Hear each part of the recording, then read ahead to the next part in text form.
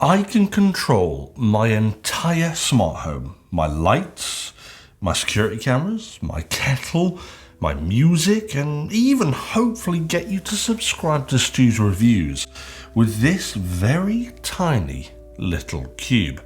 Want the lights on behind me? Well, okay. Just put it down like that, and there you go. Perhaps you might want them green. Just flip the cube over, put it like this. They should turn green.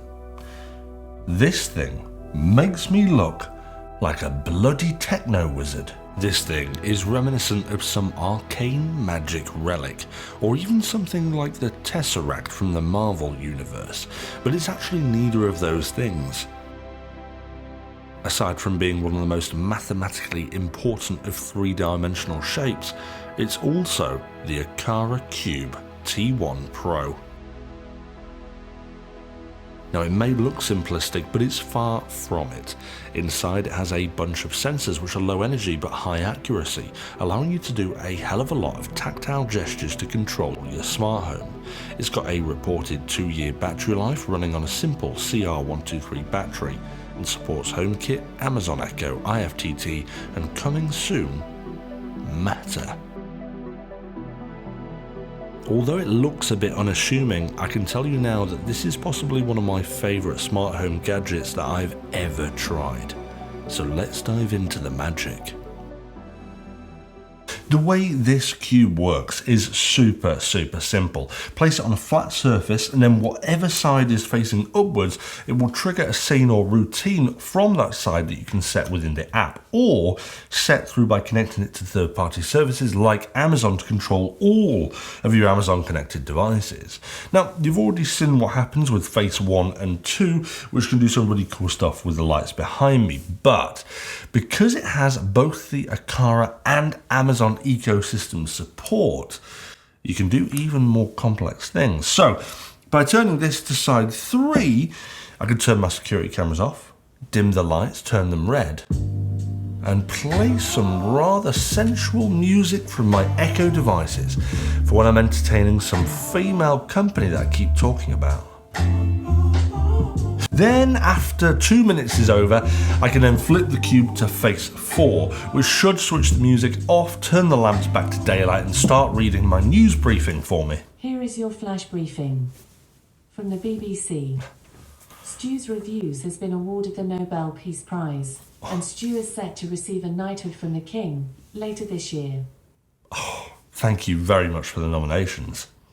Then side 5 should turn off these when I'm ready to go to bed. I just feel like this is just an incredible little piece of kit that makes me feel like a wizard. I mean, it feels technologically advanced, even though it's not particularly advanced or different from other kind of controllers in the sense of it just performs the same function.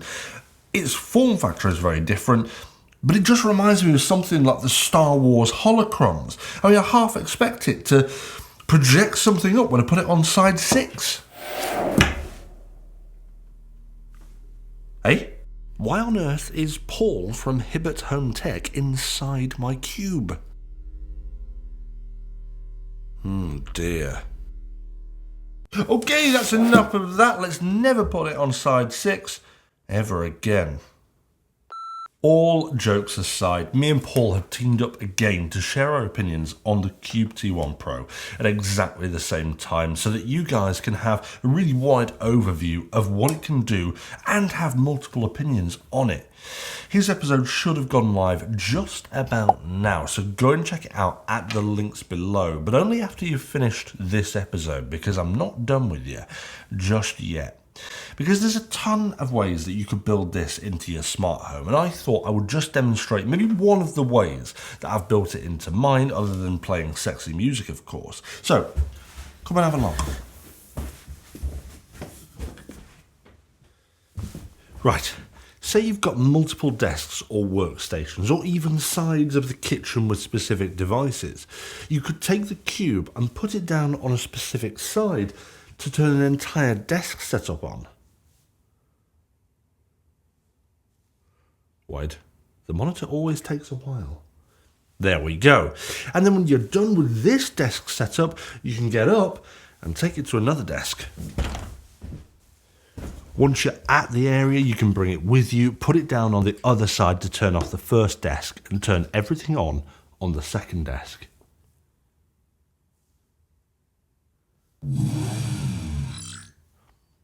Lie input.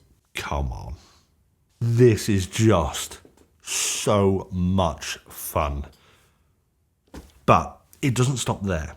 There are actually two different methods of interaction with this cube, and the first is what you've seen already with the use of simple sides, placing it on a surface and triggering routines or actions through that surface. However, if you use it within the Aqara system, you can turn on something called action mode, which will give you a bunch more gestures that you can do to trigger internal routines to the Aqara system, such as shaking, which could be used to turn off alarms in the morning, or rotating on a surface, which could be useful for things like increasing or decreasing the brightness of lights. One thing to note is that that won't work with the Amazon ecosystem, so unfortunately you can't use those particular actions to trigger routines. And the thing is, personally, although it's fun, I do find this method to be a little bit difficult to commit to memory.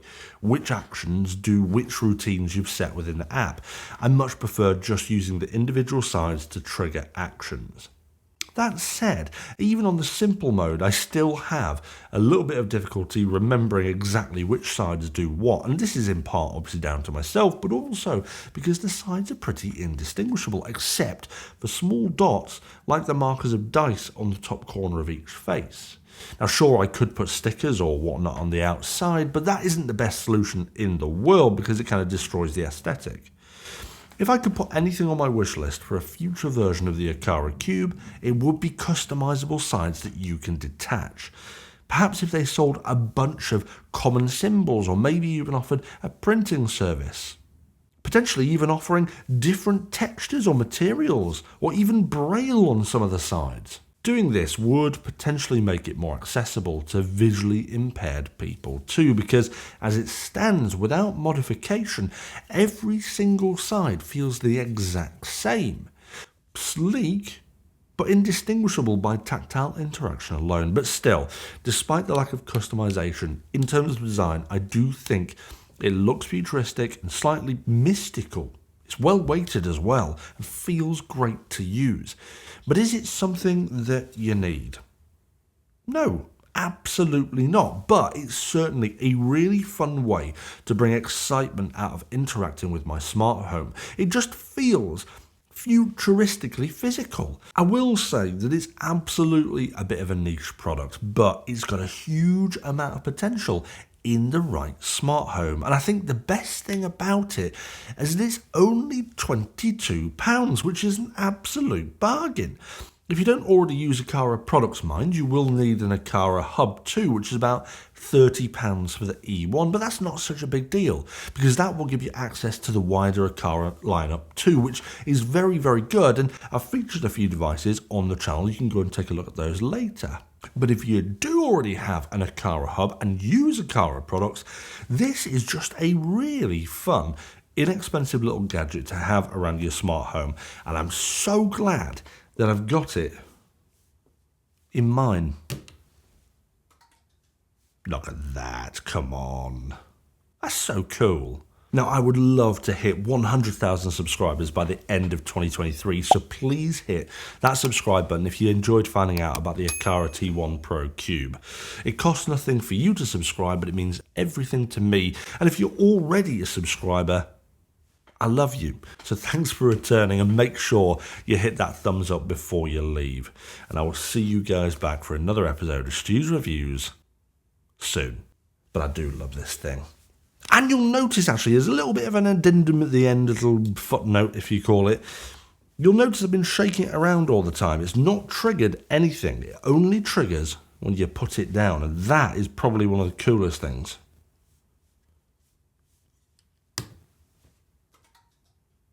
See you soon. You better not use this on your OnlyFans. And if you do, I want to cut.